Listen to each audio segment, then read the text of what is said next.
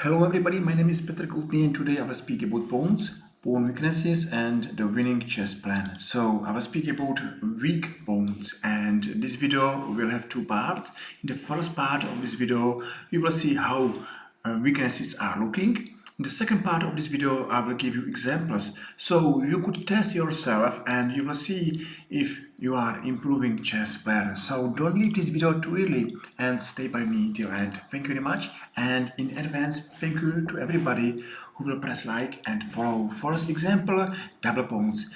Double pawns are weak pawns, and it's important to believe that the winning plan is to spot a weakness and then to attack your opponent's weakness. So if you agree with me that these double pawns are weak, the winning plan for black is to attack this weakness. Okay, another example, second position.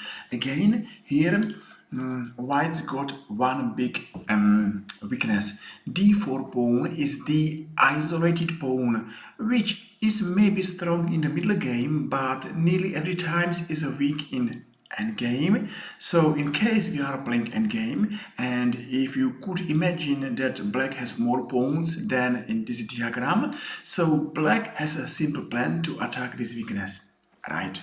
Okay, another example is here, and here we are able to spot two weaknesses. D4 as we know, and new weakness is on B2 because A4 pawn is doing a great job. So that's another weakness and maybe another plan how to attack this weakness if you are black. Okay, that's a simple. Another example is here because this pawn on b4 is doing good job, and this is another typical position where I believe that a2 pawn and c2 pawn is a weak pawn or are weak pawns, and there's a good idea to attack these pawns somehow, but at least we know that we have to attack our opponent's pawns. That's really important. And the first question, first example, so welcome here. Do you believe that black is standing worst or he is losing this game? And the answer is exactly in pawns formation. Because of these double pawns, I'm sure that black is nearly lost. And as we know that double pawns are weak pawns, so that's nice to believe that they are nearly every time the winning plan. Okay, that was a simple, but here it's not such a easy diagram. Why to move? What do you think white will play here? Maybe stop this video for a few seconds and ask yourself what you are playing if you are white.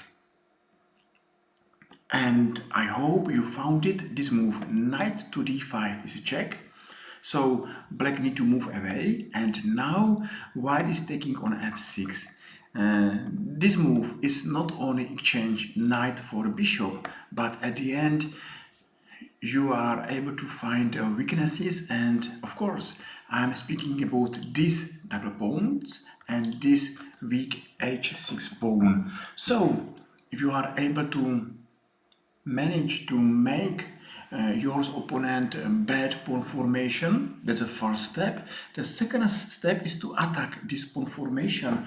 Maybe not bad at all is to go for this exchange, and you know, just take this, maybe black is going to save this pawn, and I think that we have to attack our opponent's weaknesses. So that's it's a simple plan how to play for win and how to win this game. So yes, that was a simple. So another example, white to move, it's your turn. Improve your chess and tell me or tell yourself what white will play here. Maybe take your time, stop this video for 5 seconds, and then you are strong chess player. The best move here is to play e5. Of course you are going to attack this bishop, but the idea behind this move is to take on g6 this knight. Why? Because at the end you know what to play. You know that double pawns are bad pawns and that this pawn formation is terribly weak, and you are winning nearly every endgame. So your plan is to attack these pawns, and this is a winning plan. So another example, another story. Black on move took on f3. Is white to move now, and what you are playing? The best answer is to take on c6 is a check. Of course, black is taking on c6, and we know what's going on because this pawn formation is weak and we have to attack this pawn formation. White to move need to take back this piece. White is going to take by a queen because this knight need to go to attack weaknesses, and this knight is going to be free. Of course, after this move, white has a really simple plan. He's going rook to c1, to c2, to c1, knight to b3, maybe c5 or a5, and everything what's going on here is this double pawns. Simple. I hope you agree, and I hope that we are going to another example. It's not an example, it's a game, but I still believe that you are enjoying this video, so feel free and press like and press follow. Just made my day. Okay, black played move g6, and just think what's happened if black is playing without dark squares bishop. Without this dark squares bishop, all dark squares are weakened, and this is another weakness. So be careful in case you are playing with pawns, because nearly every pawn's move is making a weakness. So what's happened? d4 and knight to d5. You know, white is going to attack immediately weakness on f6. We know that the winning plan is to attack weaknesses, and f6 is a weak square. So bishop to g5, we know it, and knight on e7 happened.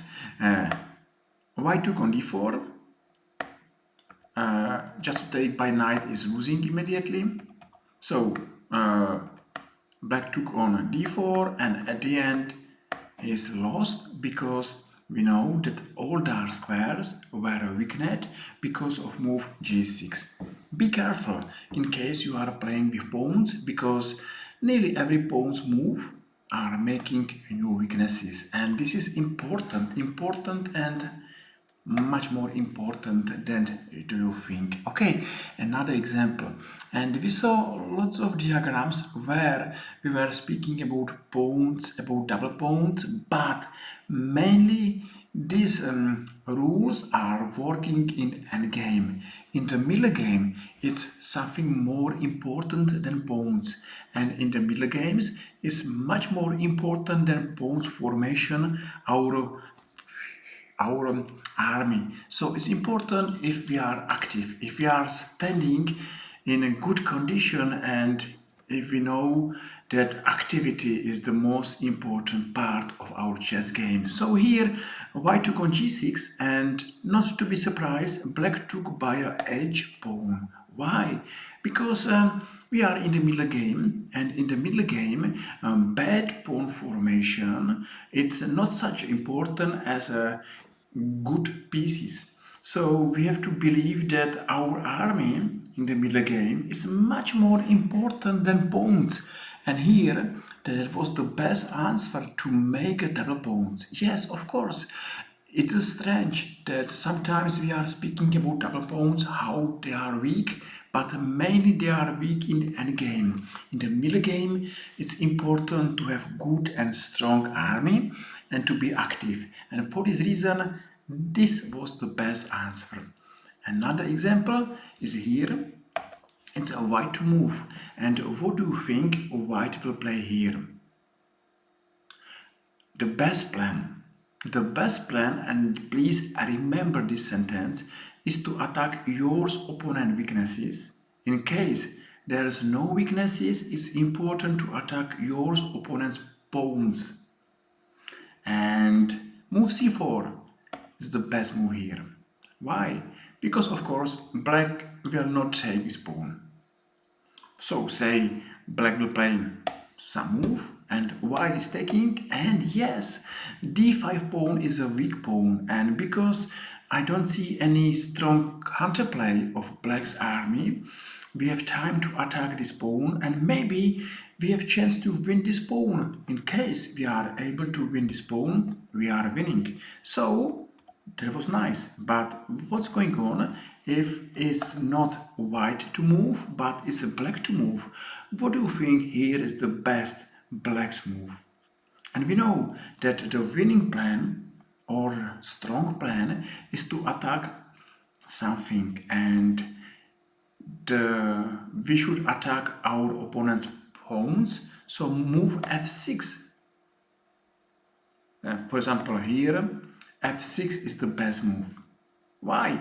For example, yes, of course, one more time, not good move to take on f6. Say, maybe white is playing move like a3, some bad move, so we are nearly winning this pawn, and this pawn is a weak pawn. So for this reason, maybe white is playing e6, f5, and at the end, black should win this pawn sooner or later, because this pawn is a weak pawn. Yes, of course, maybe in the middle game, not such a simple job, but believe that if you are playing a good chess and you are going to endgame, in endgame, this pawn is your target, and this pawn is your winning plan. You are going to win this pawn, you are winning a game. So we are at the end of this video. We saw how pawn formation is important. Mostly is much more important in the end game than in the middle game, but of course even in the middle game we have to attack our opponent's pawns. That's a strong plan, and that's a plan of chess master. I'm at the end of my video. I hope you enjoyed. I hope you have chance to improve your chess, and this video should help you to be better chess player. Thank you very much for every likes, for every follows, and I wish you to play good chess. So let's play chess and let's enjoy it. Thank you very much one more time, and see you soon. Bye bye.